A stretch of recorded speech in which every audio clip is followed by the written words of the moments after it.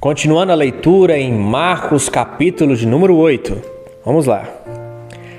Naqueles dias, quando outra vez se reuniu grande multidão, e não tendo eles o que comer, chamou Jesus os discípulos e lhes disse: Tenho compaixão desta gente, porque há 3 dias que permanecem comigo, e não têm o que comer. Se eu os despedir para suas casas em jejum, desfalecerão pelo caminho, e alguns deles vieram de longe. Mas os seus discípulos lhes responderam: Donde poderá alguém fartá-los de pão nesse deserto? E Jesus lhes perguntou: Quantos pães tendes? Responderam eles: 7. Ordenou ao povo que se assentassem no chão. E todos, tomando os 7 pães, partiu-os, após ter dado graças, e os deu aos seus discípulos, para que estes os distribuíssem, repartindo entre o povo. Tinham também alguns peixinhos, e abençoando-os, mandou que estes igualmente fossem distribuídos. Comeram e se fartaram, e dos pedaços restantes recolheram 7 cestos. Eram cerca de 4.000 homens. Então Jesus os despediu. Logo a seguir, tendo embarcado juntamente com os seus discípulos, partiu para as regiões da Dalmanuta. E saindo os fariseus, puseram-se a discutir com ele, e tentando-o, pediram-lhe um sinal do céu. Jesus, porém, arrancou do íntimo do seu espírito um gemido e disse: Por que pede essa geração um sinal? Em verdade vos digo que esta geração não se lhe dará sinal algum. E deixando-os, tornou a embarcar e foi para o outro lado. Ora, aconteceu que eles se esqueceram de levar pães, e no barco não tinham consigo senão um só. Preveniu-os Jesus, dizendo: Vede, guardai-vos do fermento dos fariseus e do fermento de Herodes. E eles discorriam entre si: É que não temos pão. Jesus, percebendo, lhes perguntou: Por que discorreis sobre o não terdes pão? Ainda não considerastes e nem compreendestes? Tendes o coração endurecido? Tendo olhos não vedes, tendo ouvidos não ouvis? Não vos lembrais que, quando parti os 5 pães para os 5.000, e quantos cestos cheios de pedaços recolhestes? Responderam eles: 12. E de quando parti 7 pães para 4.000 homens, quantos cestos cheios de pedaços recolhestes? Responderam eles: 7. Aos que lhe disse Jesus: Não compreendeis ainda?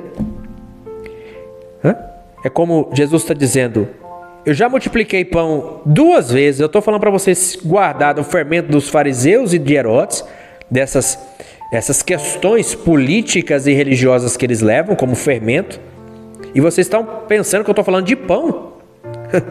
Não importa se tem 1, se tem 2, se tem 3 pão, eu já multipliquei 2 vezes, posso multiplicar a terceira, a quarta? Vocês não lembram disso?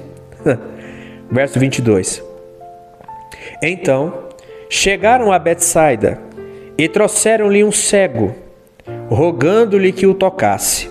Jesus, tomando o cego pela mão, levou-o fora da aldeia. Aplicando-lhe saliva aos olhos e impondo-lhe as mãos, perguntou-lhe: Vês alguma coisa?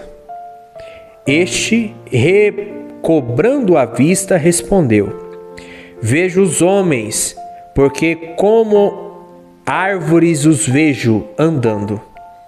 Então novamente lhe pôs as mãos nos olhos, e ele, passando a ver claramente, ficou restabelecido, e tudo distinguia de modo perfeito. E mandou Jesus embora para casa, recomendando: não entreis na aldeia.